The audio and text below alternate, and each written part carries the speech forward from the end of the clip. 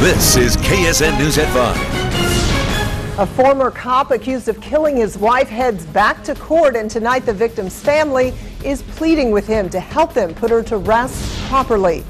Good evening, everyone. I'm Stephanie Bergman. He's accused of killing his wife and setting their home on fire just days after she had asked for a divorce. Now, Vashti Seacat's family wants just one thing from Brett Seacat: his signature on a form that would allow them to put a headstone at her grave. KSN's Justin Kramer explains from Kingman County.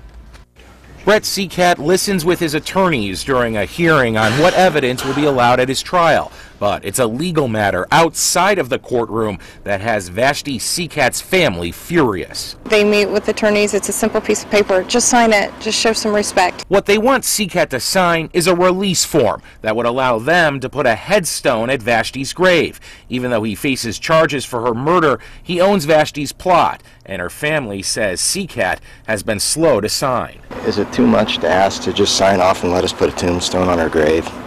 What they would want for their child, you know? What any parent, brother, sister, any family would want. During the hearing, prosecutors were apparently trying to get phone messages from Vashti entered into evidence. Vashti's family says in the days before her murder, she feared for her life. Seacat's attorneys are fighting the move, saying it's unfair because they can't confront Seacat's accuser. They're making the claim that this wasn't a homicide and Vashti killed herself, a claim Vashti's family calls ridiculous. If you knew my sister and you knew her character and you knew how much those children meant to her, how much life meant to her, it's just an absolute unbelievable statement.